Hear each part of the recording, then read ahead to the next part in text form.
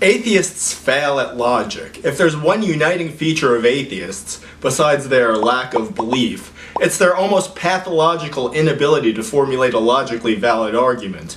And you see this in popular atheists like Lawrence Krauss and Thunderfoot, who, in attempting to parody syllogistic reasoning, reveal themselves to be incapable even of formulating a logically valid syllogism.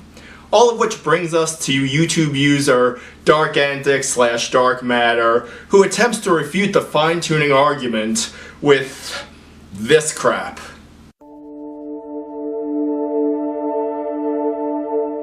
Some say that God had to finely tune the universe, that the physical constants that make the ingredients for life possible to exist in our universe are within such a narrow range that it had to be done on purpose by an intelligent force.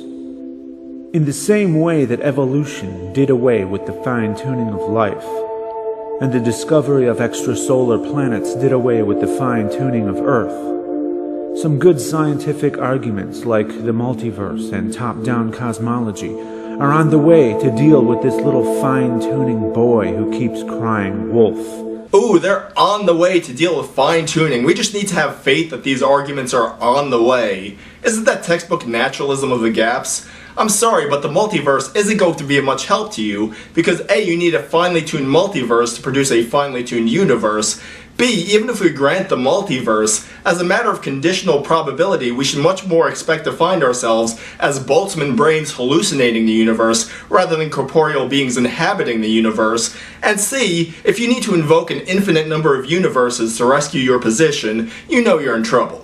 But to make this fine-tuning argument untenable for classical theism, all we really need to do is honestly answer a simple question.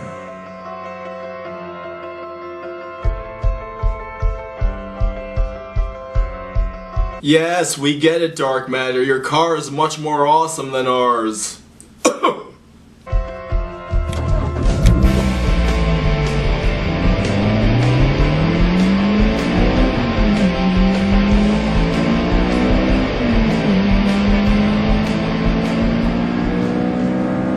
Why do you have to finely tune something?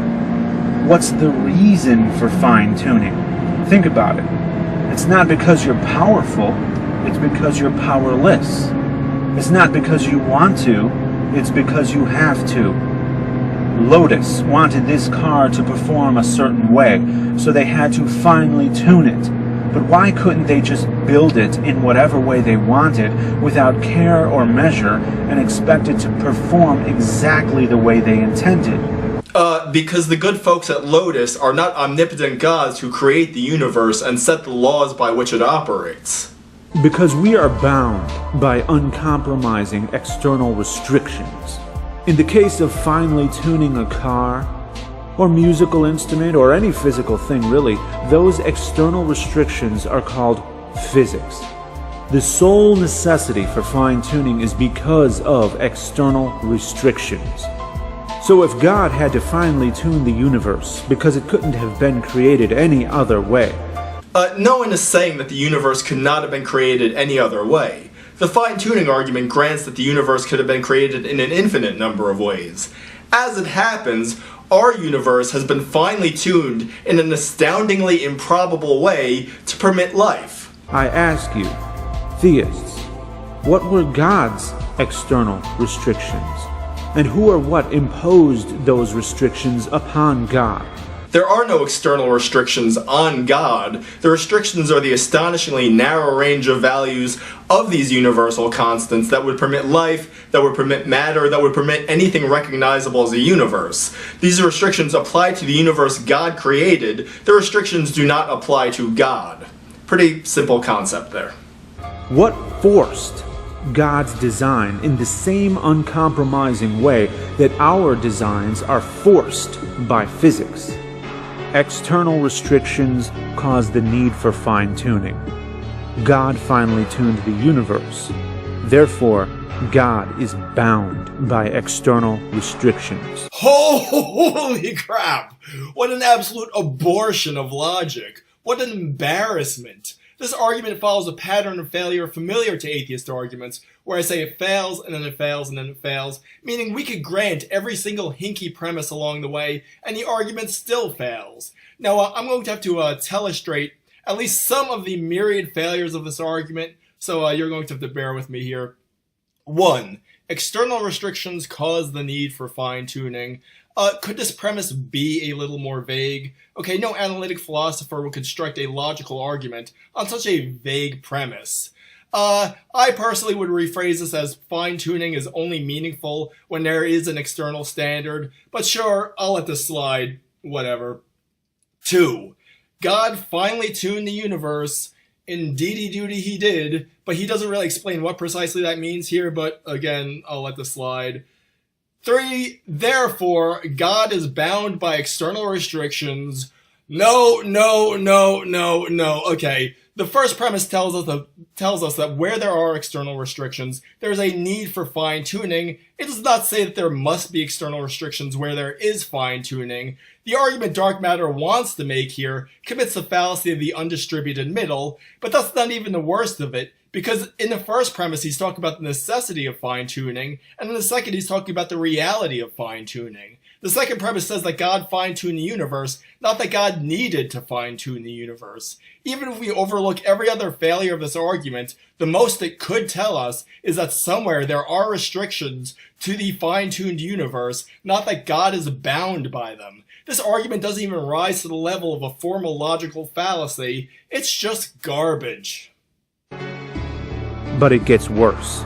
Much worse. Okay, just shut up. You've already shown that you can't produce a logical argument to save your life, and anything you'd have to say at this point would be worthless. And for the remainder of the video, he tries to tease out the logical consequences of his horseshit argument. But when your argument is horseshit, anything corollary to the argument is horseshit. So let's just skip forward here. An omnipotent God can create exactly what he intends because he has ultimate creative freedom. But according to the fine-tuning argument, God could only have made the universe in a very specific way. No one is saying that God could have only created the universe in a very specific way. That's a complete straw man. As far as we can tell, life is just a tiny part of the universe. If the universe was created specifically for life, then I would expect it to revolve around us, so to speak. An omnipotent being could have created in whatever way he wanted, and if he wanted the universe to be for us, then instead of there being billions of light years of hostile space, it could have been billions of light years of a Garden of Eden. This is what I call a seems to me argument, and atheists love these kind of non-arguments. Basically, they say, if God existed, it seems to me that X, Y, and Z would be the case. But unless you could prove that X, Y, and Z must be the case if God existed, then it doesn't really prove anything at all. Or it could have been something more inconceivable, like an innocuous space filled with disembodied minds. No, it's not so inconceivable at all. In fact, a universe of unembodied minds is the vastly more likely result in a universe that wasn't designed. But that's not what we see. We see Earth life, which is mostly bacteria and aquatic, existing in a rather precarious, temporary, minuscule film, coating a ball of rock hurling through a hostile vacuum. Yes, we're all mortal beings forced to share a finite space, surrounded by death on all sides, hanging in precarious balance. This is all essential to Christianity. This is stuff Christianity has acknowledged from the very beginning, and it doesn't really have much of anything to do with a fine-tuning argument. The fine-tuning argument simply says that the universe has been fine-tuned for life. It doesn't say that the universe has been fine-tuned to be paradise. We are but the single blink of an eye, exclaiming that the eye exists just so that we could have our blink. Now that you've had enough of Dark Matter's puerile, inept attempts at philosophy, there are links and videos in the description describing the fine-tuning argument in full. Please check them out, and please like, share, and subscribe to my channel. Thank you.